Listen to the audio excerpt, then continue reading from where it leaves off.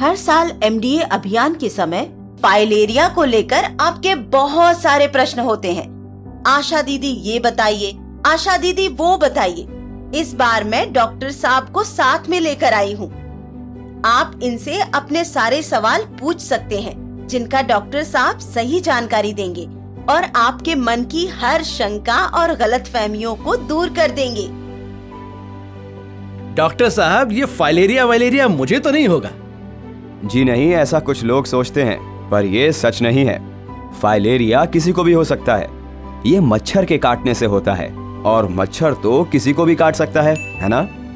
Filaria किसी भी उम्र में हो सकता है।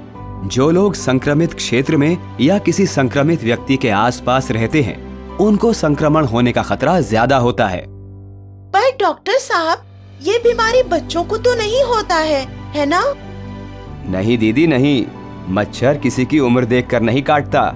ऐसा है, मच्छर से बीमारी शरीर में आने के बाद इसका लक्षण प्रकट होने में लंबा समय लग जाता है। कोई युवा अगर फाइलेरिया से पीड़ित है तो जरूर ही उसको मच्छर ने बचपन में काटा होगा।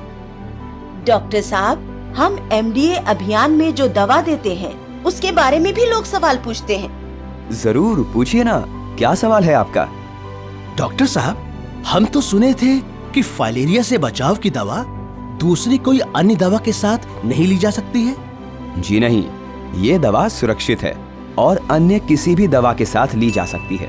सिर्फ और सिर्फ गंभीर रूप से बीमार व्यक्ति, 2 साल से कम उम्र के बच्चे और गर्भवती महिलाओं को ही दवा ना लेने की सलाह दी जाती है। फाइलेरिया तो सुना था कि अपने माँ बाप से आता है, यानी वंशानुगत बीमारी है। जी नहीं, ये बीमारी वंशानुगत नहीं है। ये मच्छर के काटने से होने वाली बीमारी है और ये किसी को भी हो सकती है। डॉक्टर साहब, ये दवा सरकार से मुफ्त में मिलती है, तो क्या ये असरदार होती है?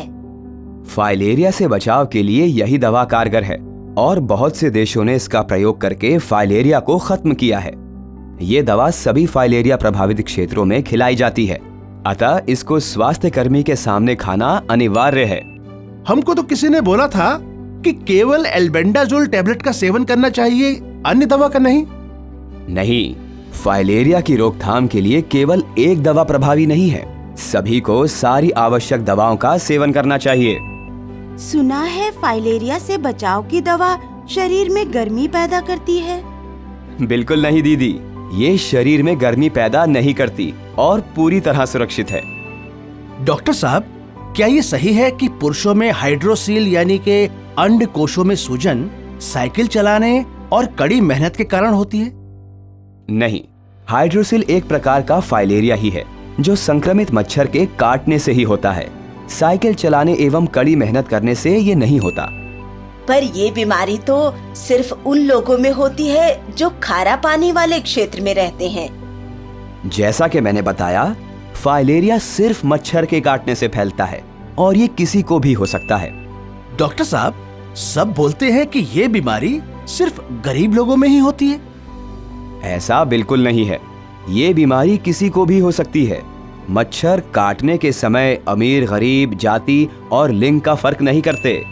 याद रहे, फाइलेरिया के रोकथाम के लिए मच्छरदानी का प्रयोग करें, अपने आसपास जल जमाव न होने दें और एमडीए के दौरान सरकार द्वारा मुफ्त दी जाने वाली फाइलेरिया से बचाव की दवा खाएं। फाइलेरिया का एक ही इलाज, इसे होने ही ना दें। धन्यवाद डॉक्टर साहब, आपने हमारी आंखें खोल दी। हम एमडीए के दौरान फाइलेरिया से बचाव की दवा जरूर खाएंगे। मिलकर रोकेंगे फाइलेरिया।